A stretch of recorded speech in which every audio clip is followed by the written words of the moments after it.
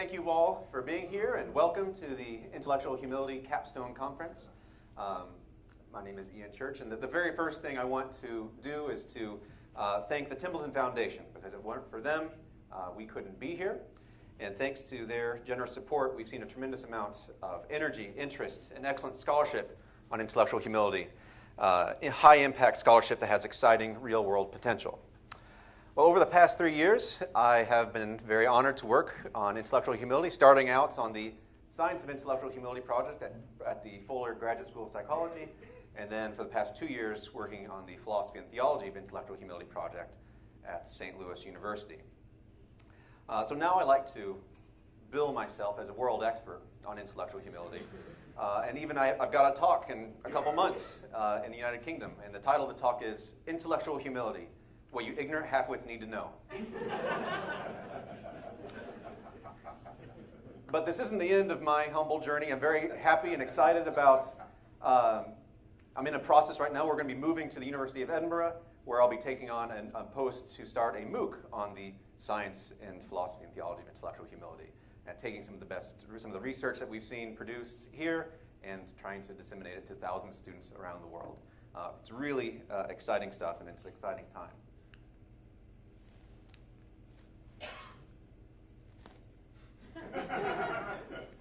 There we go. Right. So over the past 3 years, I have been wrestling. I've been able to wrestle with these sort of questions, several big questions about intellectual humility.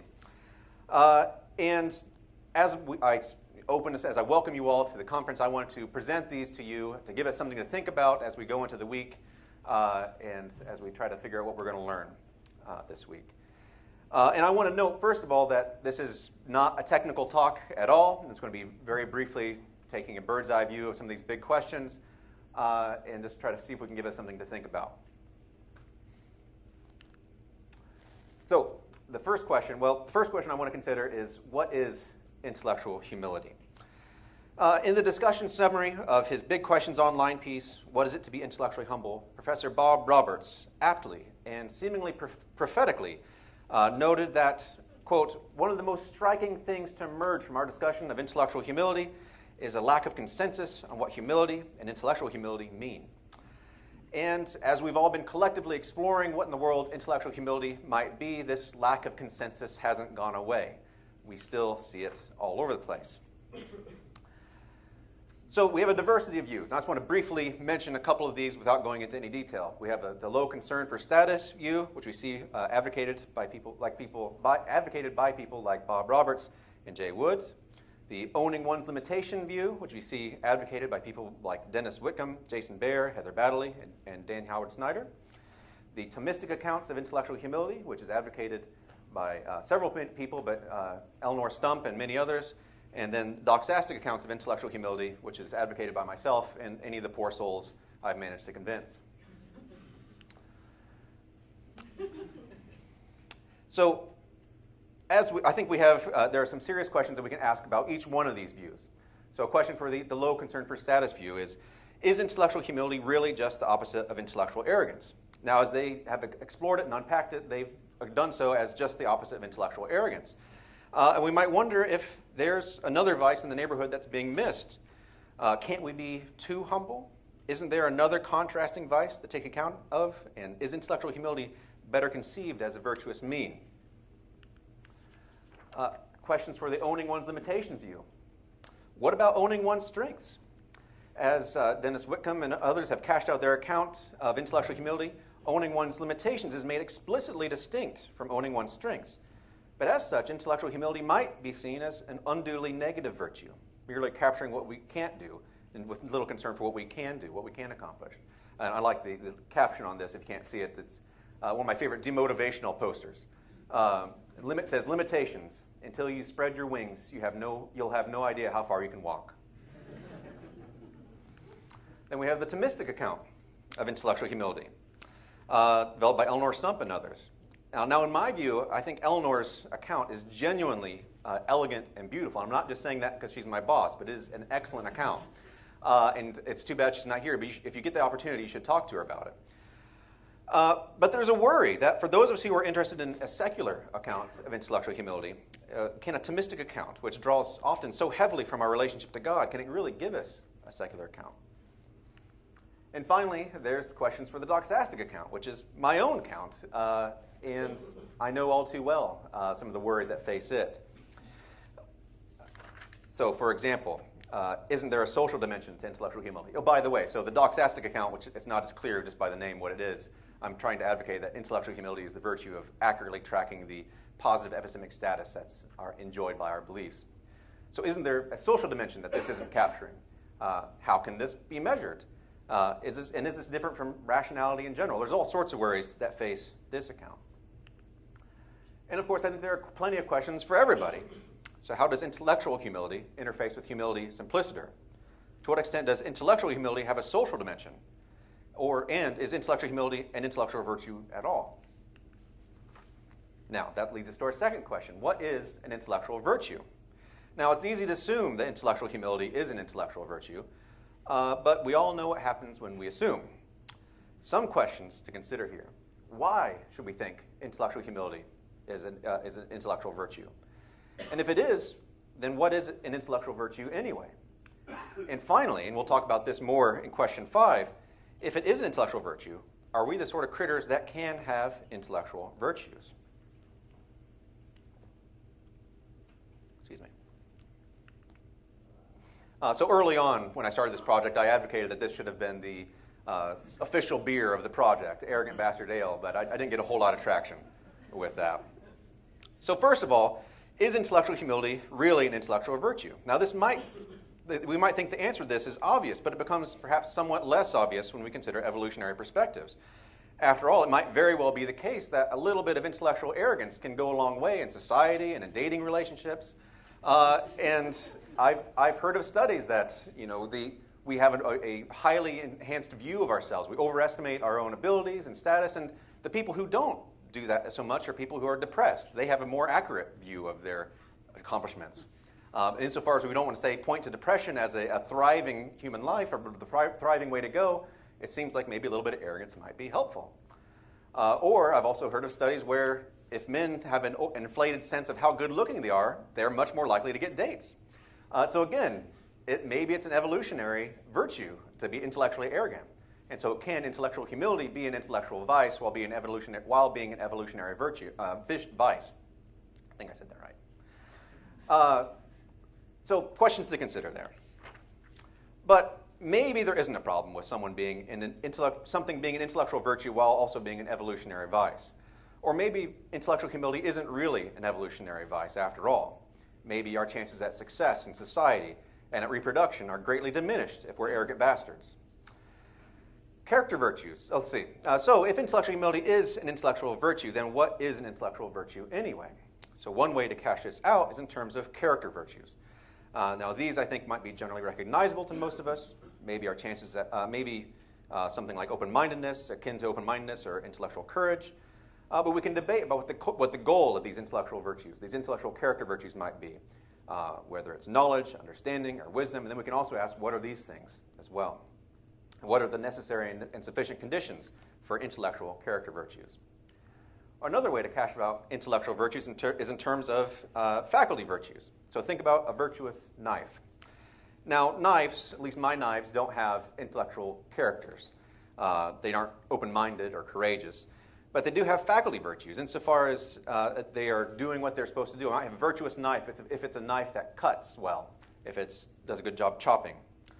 So likewise, we might be interested in intellectual virtues insofar as our intellectual faculties, typically perception, memory, etc., are functioning like they're supposed to. And of course, we should probably be interested in both ways of understanding intellectual virtue.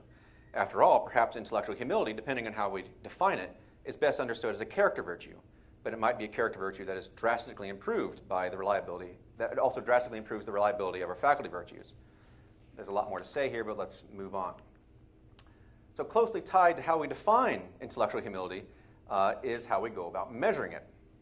And this is a far from straightforward matter, because after all, it doesn't seem like we can just go and ask people if they're humble. Surely one of the reasons it's hard to be humble is you can't tell people just how humble you are.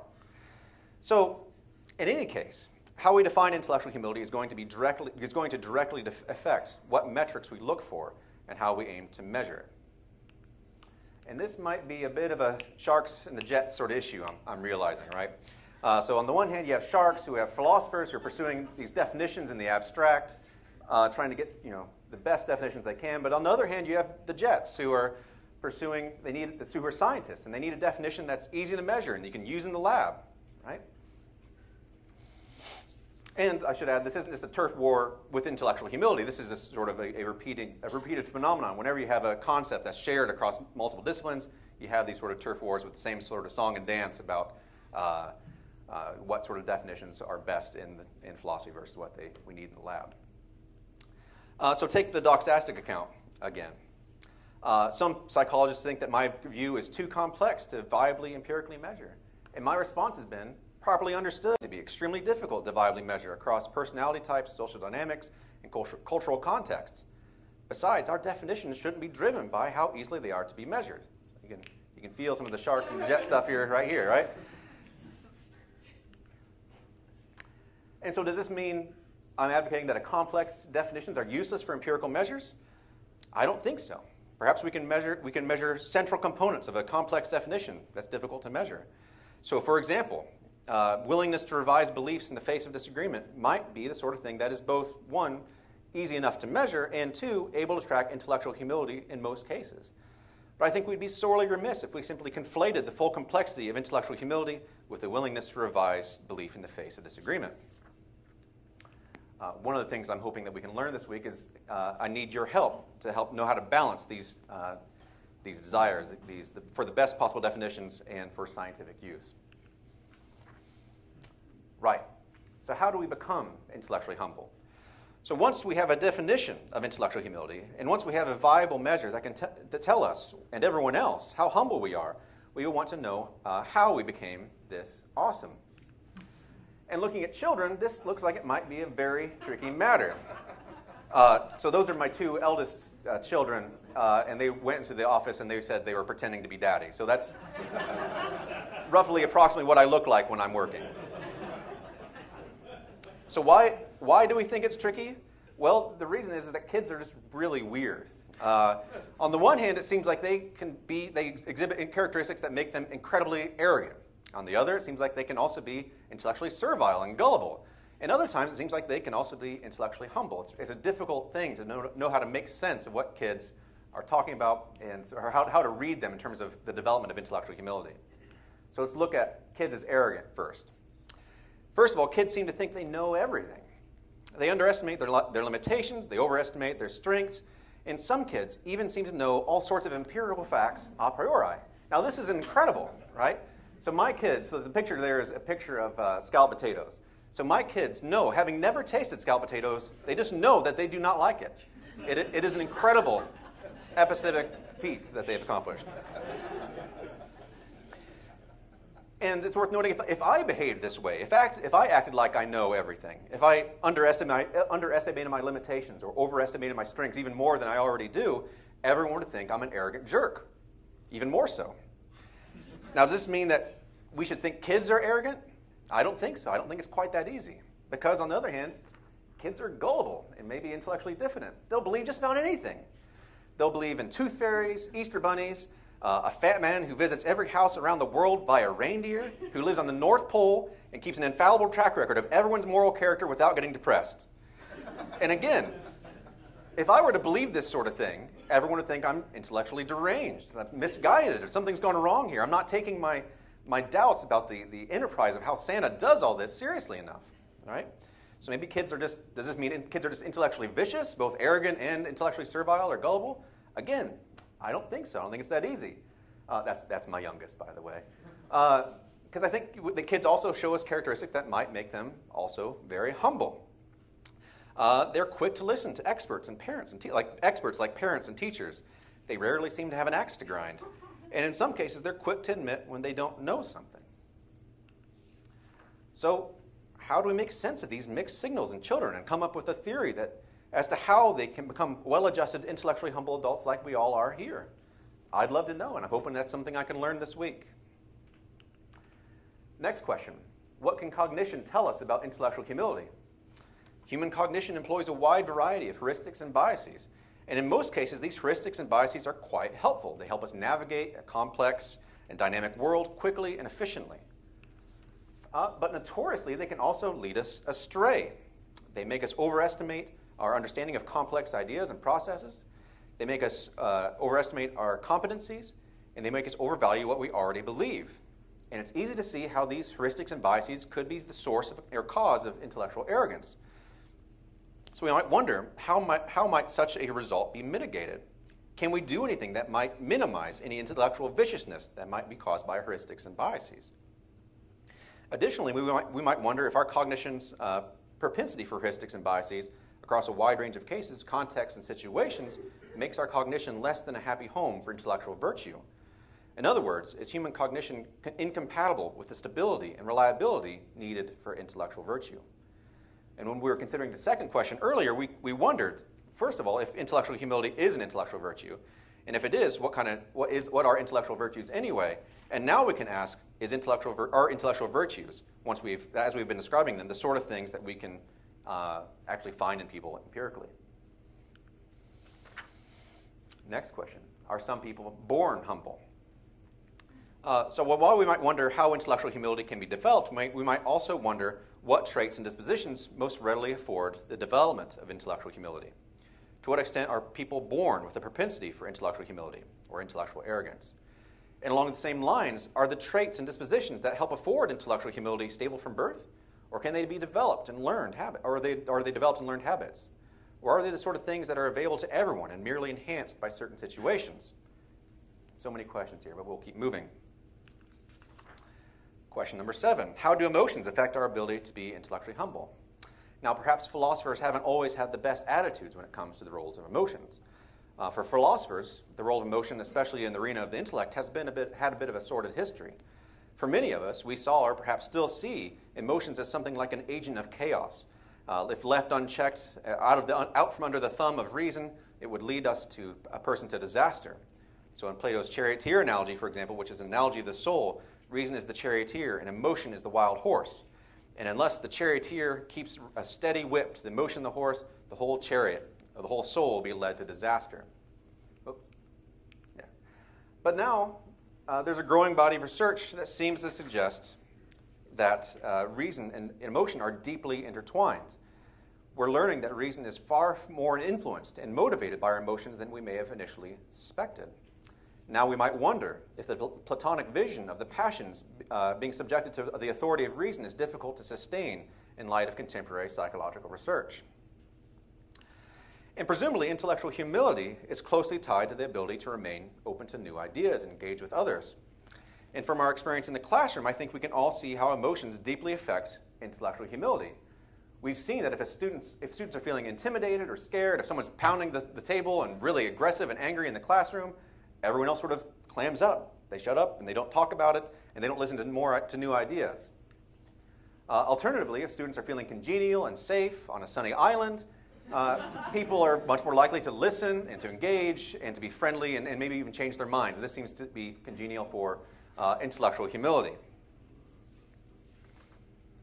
That's right, let's hope.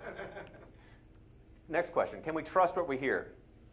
So in most cases, it seems like if someone tells you something, you can believe them, at least in high-trust societies such as our own.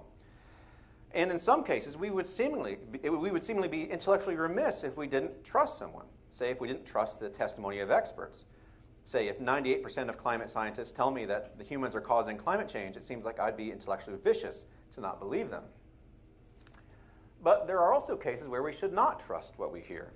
Perhaps in some cases, virtue precludes trust. When listening to politicians or car salesmen, at least insofar as they're trying to sell us a car, it would be an intellectual failing to just take them at their word, to just believe what they tell us without looking into it further. So how do we know who to trust and when? When does intellectual humility afford trust, and when does it afford disbelief? More things for us to consider this week. Question number 9.